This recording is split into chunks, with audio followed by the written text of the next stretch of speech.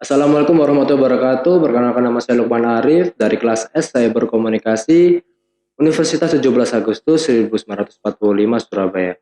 Kali ini saya akan menjelaskan tentang perubahan partisipasi aktivis dalam berpolitik dari era tradisional hingga ke era digital. Pertama yang saya akan jelaskan cara aktivis berpartisipasi dalam politik. Jika kita lihat perbandingan di era tradisional dan era digital ini berevolusi sangat cepat. Jadi di era tradisional itu sendiri menggunakan media cetak untuk aktivis berpartisipasi dalam politik. Awal mula perjalanan aktivis berani untuk berpolitik menggunakan media cetak agar direspon oleh masyarakat. Jadi aktivis mau mencari suara, pengikut, dan lainnya itu menggunakan media cetak atau secara manual. Kita memberi poster, selebaran, dan lainnya itu di era tradisional ini dibilang seperti manual. Jadi kita harus bertemu langsung dan harus ke golongan-golongan tertentu untuk mendapatkan dan menyampaikan pendapat dari kita, mendapatkan suara. Untuk kekurangannya sendiri, karena keterbatasan informasi, aktivis yang hendak melakukan aksi akan diikuti oleh sejumlah golongan saja. Jadi untuk ruang cakupnya sendiri itu sangatlah sempit untuk di era tradisional. Karena kan untuk manusia sendiri untuk menyampaikan pendapat dan memperoleh suara itu menggunakan cara yang manual. Jadi kita harus bertemu langsung dan membicarakan pendapat kita di publik. Gitu. Jadi yang didapatkan aktivis mendapatkan suaranya aktivis lebih ke golongan-golongan saja. Lebih ruang cakupnya lebih kecil. Untuk di era digital, aktivis ini menggunakan sosial media untuk menyuarakan, mendapatkan suara, itu menggunakan sosial media. Di era digital, aktivis berperan dalam politik menggunakan sosial media untuk menjangkau masyarakat yang luas. Jadi untuk perbedaannya di digital ini, aktivis menggunakan media, yaitu sosial media dengan teknologi informasi atau teknologi media itu. Jadi cakupannya dan teknologi itu mempermudah aktivis untuk mendapatkan suara dan berpartisipasi berpolitik itu sangatlah mudah. Jadi untuk kelebihannya aksi solidaritasnya ini sangatlah cepat untuk direspon, mendapatkan suara dan mendapatkan orang itu cepat sekali. Jadi aksi aktivis di sosial media akan mendapatkan respon dari banyak pihak juga. Jika responnya memenuhi algoritma. Jadi yang dimaksud algoritma ini, jadi nggak segampang itu juga untuk mendapatkan suara atau pengikut. Jadi yang dimaksud algoritma ini, aktivis mau menyuarakan itu harus apa yang sedang diminati oleh masyarakat saat ini. Jadi kita harus melihat algoritma masyarakat itu. Jadi untuk menyuarakan atau menyuarakan pendapat kita itu harus pas dengan algoritma atau yang disenangi oleh masyarakat saat ini itu apa. Dan mulai dikatakan viral dan banyak pengikutnya untuk melancarkan aksi solidaritas. Jadi untuk viralnya, jadi kalau kita pas dengan algoritma itu, maka video yang kita buat atau sejenisnya itu akan direspon oleh banyak orang, banyak pengikut. Jadi video kita akan terbagikan atau di-sharing banyak orang. Jadi kita nggak di aktivis di era digital nggak susah-susah lagi untuk menyebarkan secara manual. Jadi kita akan dibantu oleh segelintir golongan atau golongan yang suka dengan kita, itu akan juga membantu sharing atau membantu menyampaikan pendapat kita ke orang yang lain. Jadi untuk men-share video kita juga banyak orang gitu, banyak yang bantu di era digital ini. Jadi ruang cakupnya lebih luas lagi dan suara yang didapat juga lebih banyak lagi. Jika ngomong-ngomong soal sosial media, kita pasti mengenal aplikasi TikTok. Apa sih itu TikTok? TikTok itu sendiri sebuah jaringan sosial dan platform video musik dari Tiongkok yang diluncurkan pada September 2016 oleh Zhang Yimin, pendiri Toutiao. Jadi aplikasi TikTok ini sebuah platform penampil video atau musik di era digital ini. Dan eratnya dengan generasi Z ini merupakan peralihan dari generasi Y dengan teknologi yang semakin berkembang atau disebut dengan I generation atau generasi internet. Jadi generasi Z ini itu generasi yang nggak luput dari internet, dari teknologi. Jadi semuanya berhubungan, jadi mereka nggak lepas dari teknologi ataupun internet. Untuk soal TikTok sebagai platform nomor satu aktivis milenial berpartisipasi dalam politik, TikTok ini dipercaya sebagai platform pertama yang mampu mensolidaritaskan warga masyarakatnya untuk berpartisipasi dalam berpolitik. Alasannya, media sosial pertama yang dicintai oleh generasi Z itu. Jadi generasi Z itu eh, membanggakan atau banyak yang suka dengan aplikasi ini. Banyak yang menggunakan, banyak yang bereksplor di aplikasi TikTok ini. Itu penyelebaran algoritma yang mudah. Jadi di aplikasi TikTok ini sendiri, kalau kita lagi share video ataupun like video, misalnya contoh kalau kita lagi like makanan ya, soal makanan, kita like atau share, maka beranda kita akan muncul soal makanan, food, atau sebagainya. Jadi kalau kita lagi mencari soal politik,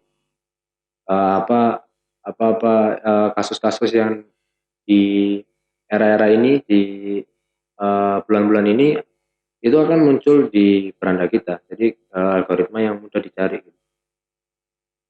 Jadi fitur video yang mudah dipahami.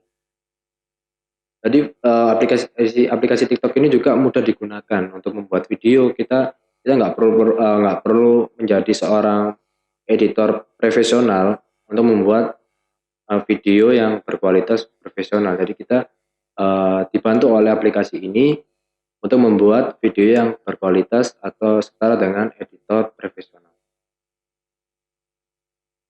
Dan yang terakhir dapat di titik viralnya ini di bagian halaman viralnya. Jadi di TikTok ini ada hot news. Jadi ada fitur yang dinamakan hot news. Jadi kita bisa lihat apa yang sedang panas-panasnya atau sedang dicari oleh masyarakat.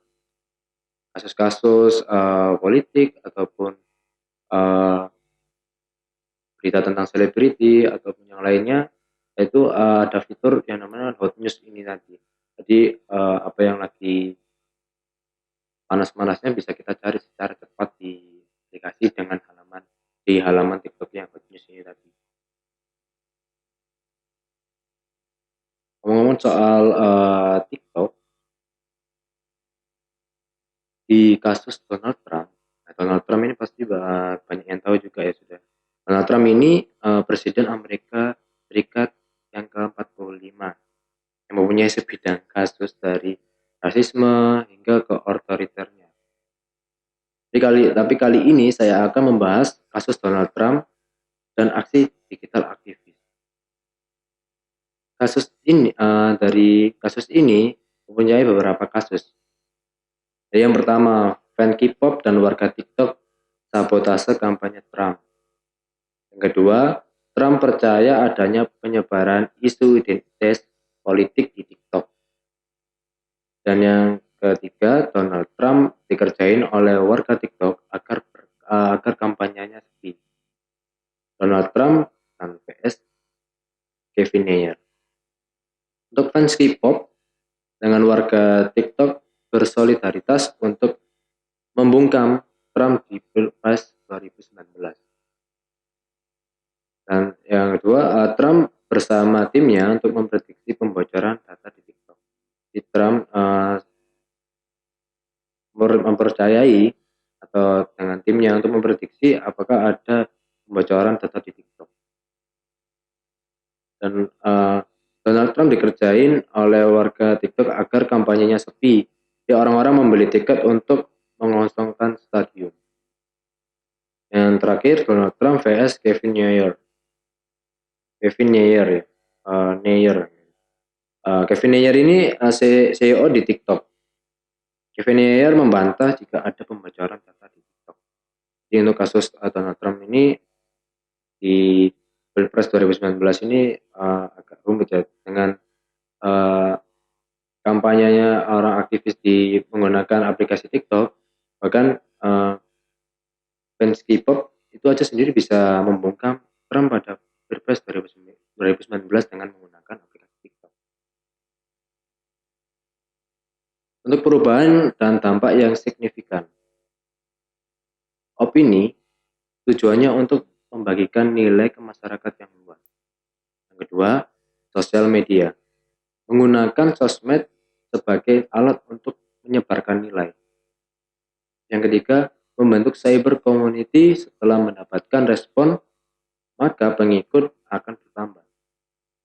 Dan yang terakhir, aksi cyber community yang sudah memiliki visi dan nilai yang sama akan melakukan aksi untuk berpartisipasi dalam politik. Jadi ini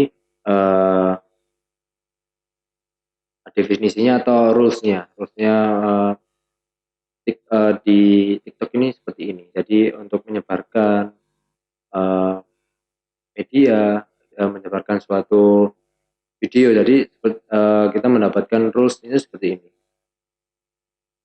Tidak luput dari kasus-kasus yang di luar negeri, di kasus Indonesia juga seperti kasus-kasus digital aktivis di Indonesia. Yang pertama, pencitraan politik yang dilakukan oleh pelaku politik. Karena dampak yang kuat dan mampu untuk mengiring opini publik, pelaku politik juga kerap kali melakukan pencitraan lewat sosial media untuk membentuk opini yang baik di depan masyarakat. Yang kedua, citir politik dilakukan oleh komedian. Jadi seorang komedian pun juga bisa berpolitik, seperti menyindir pemerintah, kinerja pemerintah, ataupun menyindir tentang golongan politik menggunakan video yang berupa animasi hingga seorang yang shoot secara asli atau secara real time untuk menyampaikan atau berpartisipasi dalam politik. Komedian juga mampu bergabung di barisan aktivis untuk menyindir perilaku politik pemerintah, seperti Bintang Emon menyindir perihal kasus Novel Baswedan. Yang ketiga, ajakan politik yang dilakukan oleh warga sipil. Wanita dalam kasus tersebut menggagas bahwa suara pada Pilpres 2019 tidak akan mempengaruhi hasilnya. Tampaknya, ia ingin menciptakan cyber community, tapi namun akhirnya diurus oleh pihak yang berwajib. Jadi untuk hati-hati juga untuk mengajak atau menggunakan sosial media juga kita harus berhati-hati apa yang mau kita sampaikan, apakah ada sara ataupun hal-hal yang sensitif. Jadi kita juga berhati-hati dengan menggunakan sosial media ini. Kita bukan TikTok aja ya, semuanya sosial media kita juga harus berhati-hati. Dan yang terakhir, kritik media dilakukan oleh media. Media ikut bergabung dalam sosial media karena dampak yang ditawarkan dapat menjangkau pengguna hingga menimbulkan cyber community di dalamnya.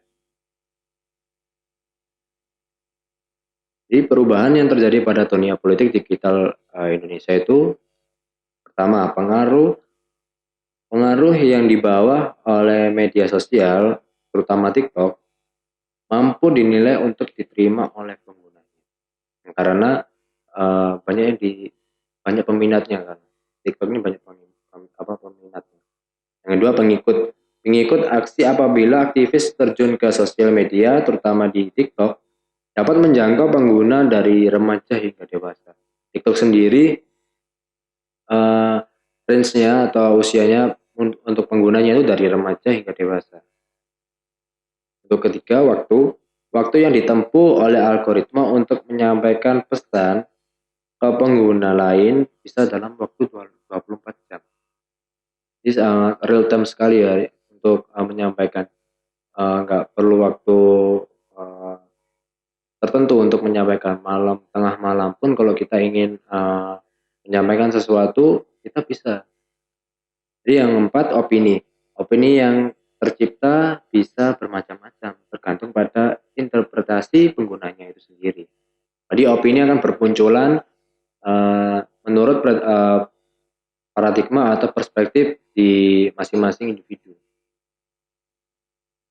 Kalau dari saya, opini saya, sederet kasus yang ada, menurut saya pribadi sosial media dapat menjadi tempat pertama untuk berpolitik.